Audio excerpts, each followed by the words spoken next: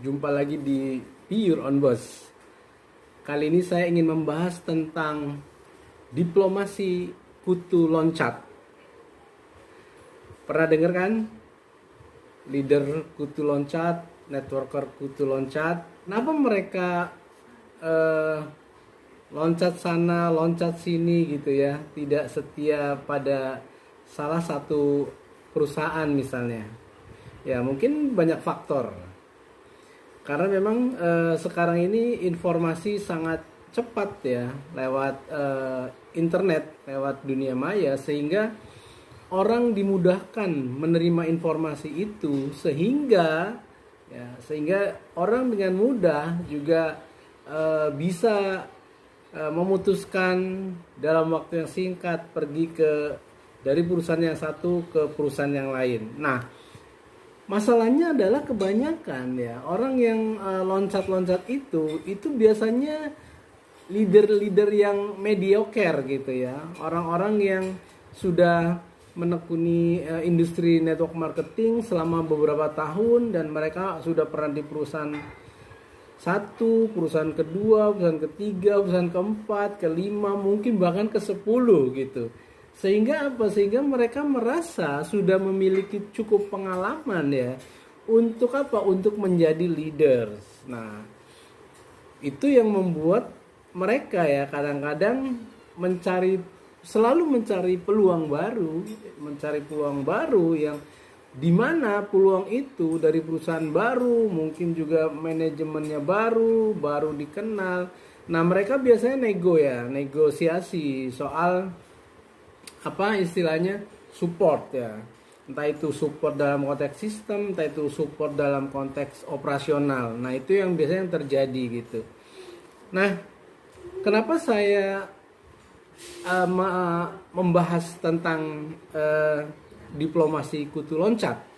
Karena memang industri network marketing sekarang ini di hampir di seluruh belahan dunia memang trennya seperti itu gitu. Karena apa? Karena memang informasinya sangat cepat gitu, sehingga orang merasa ketika ada sesuatu yang baru, mereka merasa tertantang gitu ya untuk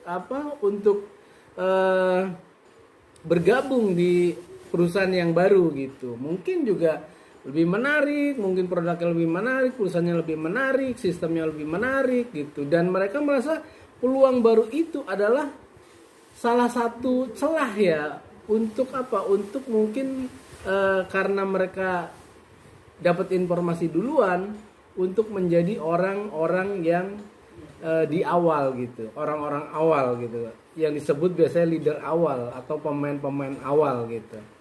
Nah, masalahnya sekarang memang kalau kita bisa bergabung di perusahaan yang baru dan perusahaan itu bagus, produk bagus, plan bagus, modalnya bagus, sistemnya bagus, bisa jadi ya kita sebagai networker bisa jadi sukses. Dengan catatan tidak cepat-cepat loncat sana, loncat sini. Mungkin ada durasi ya yang harus dicanangkan. Mungkin 3 tahun atau 4 tahun atau 5 tahun. Karena saya lihat ya, tren perusahaan network marketing atau multi level marketing sekarang top performnya atau masa-masa bagusnya ya, masa-masa bagusnya itu di 10 tahun terakhir ini hanya 5 tahun gitu. Jadi memang wajar banyak leaders yang menjadi kutu loncat. Artinya apa? Sah aja jadi kutu loncat, tapi harus dengan perhitungan yang matang. Nah, ini adalah salah satu alasan ya kenapa misalnya Anda mau jadi kutu loncat, tapi kutu loncatnya harus menjadi kutu loncat yang benar ya, yang harus disiapkan. Caranya gimana? Caranya adalah dengan membangun personal brand Anda gitu. Jadi karena durasi top perform perusahaan MLM itu sekarang cukup singkat, sehingga kita juga harus bersiasat gitu.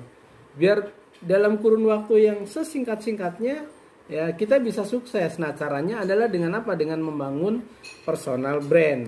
Nah, misalnya sekarang Bapak Ibu ada di suatu perusahaan ya, perusahaan A misalnya. Bapak Ibu harus bangun personal brand. Dengan cara apa? Bapak Ibu harus siapkan akun YouTube. Ya, YouTube itu bisa untuk promosi bisnis kita, promosi ide-ide kita, promosi membangun jaringan. Ya, membangun jaringan juga dari channel YouTube. Dan membangun apa? Membangun bisnis kita. Bisnis kita bisa kita share setiap berapa waktu di YouTube gitu. Entah itu harian, entah itu 2 harian, entah itu 3 harian. Nah, dengan seperti itu nanti kita dapat viewers namanya, dapat subscriber. Nah, dari subscriber ini nanti ada lagi yang terseleksi, dia setia gitu, setia melihat konten-konten yang kita buat. Nah, dalam konten-konten itu kan ada nggak cuma tips ya, mungkin bisnisnya juga kita arahkan di situ karena kan ada tab komunitas. Nah, di komunitas itulah kita bisa bangun bisnis networking kita selain kita menjadi konten kreator. Yang kedua, Anda harus punya Instagram. Instagram lebih bagus ya pendekatannya terhadap bisnis kita. Di Instagram juga kita bisa posting reel setiap hari gitu. Posting bisnis kita, mengaitkan link YouTube kita ke Instagram, atau dari Instagram juga kita bisa nanti di link lagi ke Pinterest ya. Nah, yang ketiga tadi YouTube, yang kedua Instagram, yang ketiga Pinterest. Nah, Pinterest ini adalah untuk mengundang lalu lalang traffic ya. Kita bisa posting di Pinterest ya, pointersnya. Nanti bisa pointersnya itu Anda tinggal alihkan ke web kita, atau ke YouTube kita, atau ke Instagram kita. Itu dari Pinterest. Itu untuk menangkap lalu lalang informasinya gitu. Jadi kalau kita punya YouTube, punya website, punya Instagram, punya fanpage, nanti di situ di Pinterest itulah kita pasang akun-akun media sosial kita, sehingga ketika orang ngeklik ya, tertarik baca insight-nya, nah mereka akan mengunjungi Instagram kita, YouTube kita, atau fanpage kita. Nah, yang keempat, fanpage. Fanpage juga perlu dibangun gitu. Karena apa?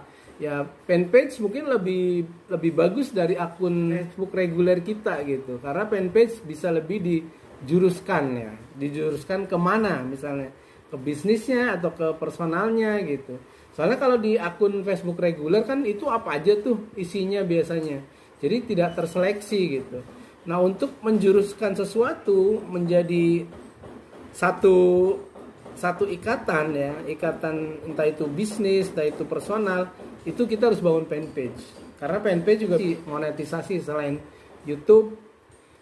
Nah, kira-kira itu. Jadi boleh kita jadi kutu loncat, tapi jangan terlalu cepat gitu. Jadi kita bisa lihat peluang, karena sekarang ini top perform suatu perusahaan tidak terlalu lama, sehingga kita harus punya siasat gitu. Jadi kutu loncat boleh, tapi bangun dulu personal brand Anda sampai kuat ya, sampai bagus gitu.